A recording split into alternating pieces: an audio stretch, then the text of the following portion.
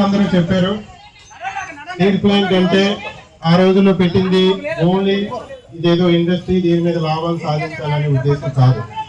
మరి ఆ రోజు పంచవర్ష ప్రణాళికలో ఒకటే ముఖ్య ఉద్దేశం, దేశంలో అనేక వెనుకబడిన ప్రాంతాలు ఉన్నాయి, ఈశాన్య రాష్ట్రాలు కానీ ఇక్కడ మల్లాంటి రాష్ట్రాలు కానీ, ఇక్కడ పరిశ్రమలు పెట్టి ఉపాధి కల్పిస్తే అక్కడ ఉన్నటువంటి వెనుకబడిన వర్గాలు కానీ పేదవారు కానీ ఒక అడుగు ముందుకేసి సమానత్వం అనేది ఒకటి సాధించుకునేటువంటి ఒక ఉద్దేశం తప్ప స్టీల్ ప్లాంట్ పెట్టి కోర్టు సాధించాలనేటువంటి తపన ఆ రోజు నెహ్రూ గారు కానీ ఇందిరాగాంధీ గారు కానీ అలాంటి వాళ్ళకి ఎవరికి లేవు. రాష్ట్రం మొత్తం కూడా అన్ని ప్రాంతాలు అభివృద్ధి చెందాలని చెప్పినటువంటి ఒక ఉద్దేశంతో ఇక్కడ పెడితే మరి ఇక్కడ ప్రజలు కూడా అదే విధంగా స్పందించి దాదాపు 26,000 ఎకరాలు 64 గ్రామాల నుంచి స్వచ్ఛందంగా, సాధారణంగా భూమిని ఎవరు కూడా కోల్పోవటానికి ఏ రైతు కూడా ఒప్పుకోడు. మరి అలాంటిది భూమిని కన్న తల్లిగా భావించే భారతదేశంలో అన్ని వేల ఎకరాలు రైతులు ఇచ్చేసి ఎందుకు ఇచ్చారు? వాళ్ళకి కానీ ఆ చుట్టుపక్కల ఉన్న వాళ్ళకి కానీ ఉపాధి వస్తే వాళ్ళందరూ డెవలప్ అవుతారు అన్నటువంటి ఒకే ఒక ఉద్దేశంతో ఇచ్చారు. మరి మీ అందరికీ తెలుసు, ఆ తర్వాత 3 మిలియన్ నుంచి 7.3 మిలియన్కి సామర్థ్యానికి తీసుకెళ్ళినటువంటి ముఖ్య ఉద్యోగులు కానీ కాంట్రాక్ట్ వర్కర్స్ కానీ వాళ్ళ త్యాగం కానీ వాళ్ళ కష్టాలు కానీ మీకు అందరికీ తెలుసు. ఎందుకంటే స్టీల్ ప్లాంట్ అంటే ఏసీ రూమ్ లో కూర్చొని పనిచేసేటువంటి జాబ్ కాదు. మొన్నే ఒక సందర్భం చూసిన బ్లాస్ట్ ఫర్నేస్ లో ఒక చిన్న ఇన్సిడెంట్ అయితే ఆ మనిషి అలా అయిపోయాడు.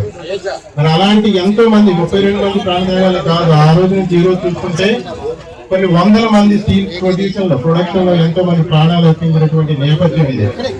సో ఇవన్నీ ఎందుకు చెప్తున్నామంటే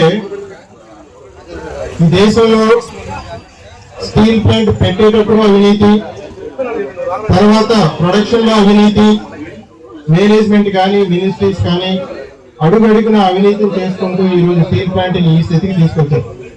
మరి స్టీల్ ప్లాంట్ లాభాల్లో నడవదా అంటే ఎందుకు నడవదు? మనకి ఇస్రో ఉంది తెలుసు కదా, ఇండియన్ స్పేస్ రీసెర్చ్ ఆర్గనైజేషన్. అక్కడ ఏమైనా ఫారినర్స్ వచ్చి పనిచేస్తున్నారా? తెలుగులే కదా, మన పిల్లలే కదా పనిచేసేది అక్కడ. అక్కడేమో మరి ఆర్బిటర్ తీసుకెళ్లి మూన్ మీదకి ల్యాండ్ చేస్తున్నారు, అవసరమైతే మంగళయాన్ అంటున్నారు. గొప్ప గొప్ప సైంటిఫిక్ టెక్నాలజీస్ ని ఒక ప్రభుత్వ రంగ సంస్థ ఇస్రో తయారు చేస్తుందా లేదా? మరి స్టీల్ అంతకంటే గొప్ప స్టీల్ ప్రొడక్షన్ ఏమి అంతకంటే ఇస్రో కంటే గొప్ప రాకెట్ సైన్సా? కాదు కదా. మనం 5,000 నుంచి స్టీల్ తయారు చేస్తున్నాం, 5,000 సంవత్సరాల నుంచి. ఇస్రోలో మన మన మన పిల్లలు అంత గొప్పగా పనిచేస్తుంటే స్టీల్ ప్లాంట్ లాభాల్లో ఎందుకు ఉండదు అంటే మీరు కావాల్సిన గనులు ఎవరు, మేనేజ్మెంట్ తీసుకొచ్చి వాళ్ళు ఎత్తి మీద ఉంచుతారు. ఇప్పుడు ఎంతమంది 4 CMDలు ఉన్నారంట, 3-4. ఆ CMDకి తెలియదు అండి స్టీల్ ప్రొడక్షన్ ఎలా ఉంటుందో. కొన్ని అకౌంట్స్ మీరు చూసుకోండి, కావాలంటే KPMG లాంటివి మనం తీసుకొచ్చి ఆడిట్ చేయించండి, గనులు ఇవ్వండి, డబ్బులు ఇవ్వండి. ఎందుకు స్టీల్ ప్లాంట్ లాభాల్లోకి రాదు? లాభాల్లోకి రావడం వాళ్ళకి ఇష్టం లేదు. లాభాల్లోకి వస్తే ఉద్యోగాలు ఇవ్వాలి, మీ అందరికీ ఉద్యోగాలు కంటిన్యూ చేయాలి. ఇది ఎలాగుందంటే ఒక పెళ్లి కూతురుని అందంగా తయారు చేసి ఏదో అనామకుని కట్టబెట్టేటువంటి కార్యక్రమం ఈరోజు కేంద్ర ప్రభుత్వం చేస్తుంది. మొత్తం తీసుకోకూడదు. బీఆర్ఎస్ అయితే డబ్బులు ఉంటాయి, బీఆర్ఎస్కి అయితే 1,200 కోట్లు అలకేట్ చేసి ఉద్యోగం తీసేసి కాంట్రాక్ట్ కార్మిక్స్ ని ఒక రాత్రికి రాత్రి 4,000 మందిని తొలగించేసి ఆపరేషన్ కాస్ట్లన్నీ తగ్గించేసి స్టీల్ ప్లాంట్ కి ఎవడో ఒకరికి కట్టబెట్టేసే ఆలోచన తప్ప ఈరోజు కేంద్ర ప్రభుత్వానికి వేరే ఒక ఉద్దేశం లేదు. మరి నిజంగా చెప్పాలంటే ఈ రోజు ఎవరైనా ఒక ఇండస్ట్రీ పెడితే ఎవరు భూమి ఇవ్వడానికి ముందు రావట్లేదు. మరి మనం ఎంతమంది ఇచ్చాం? DPలు 22,000 ఎకరాలు ఇచ్చాం, 64 గ్రామాలు. ఒక జనరేషన్ అంతా వెయిట్ చేశారు ఉద్యోగాలు వస్తాయని ఆర్కార్డు, ఇంకా 5-6 మంది మిగిలిపోయారు. అంటే పక్కన పెట్టండి కొద్దిసేపు, ఒక కుటుంబం వాళ్ళ పొలాన్ని వాళ్ళ ఇల్లుని ఒక ప్రభుత్వానికి ఇచ్చి 40 సంవత్సరాలు ఉద్యోగం కోసం వెయిట్ చేస్తున్నారంటే వాళ్ళ భవిష్యత్తు ఎలా ఉంటుందో ఒకసారి నిర్వాసితుల కాలనీకి వెళ్తే మనకు తెలుస్తుంది. 107 గజాల్లో సగం అయిపోయి అవి కూడా లేక పిల్లల పెళ్లికి అప్పులు చేసి వాటిని కూడా అమ్ముకొని ఎంతో మందికి అద్దెకుండి కూలి పని చేసుకున్నటువంటి పరిస్థితి.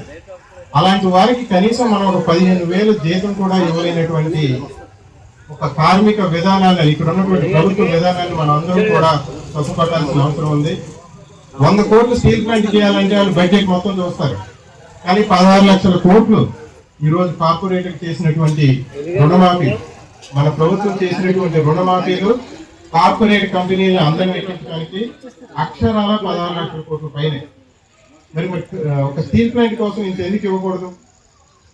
ఇది ఎందుకంటే చెప్తున్నాను, ఈ దేశంలో ఒక సంవత్సర కాలంలో చూసుకుంటే 1,20,00,000 మంది గ్రాడ్యుయేట్లు బయటకు వస్తారు, చదువుకున్నవాడు, డిగ్రీ చేసినవాడు. కనీసం మనం 2-3 లక్షల మంది కూడా ఉపాధి కల్పించలేకపోతున్నాం. మరి అటువంటి ఇప్పుడు ఏం చేయాలి? సాఫ్ట్వేర్ కంపెనీల్లో అందరిని తీసుకోలేరు, ఆర్టిఫిషియల్ ఇంటెలిజెన్స్ అని, ఆటోమేషన్ అని ఇవన్నీ వస్తున్నాయి, ఉన్న ఉద్యోగాలే పోతున్నాయి. కొత్త ఉద్యోగాలు ఎలా క్రియేట్ చేస్తాం?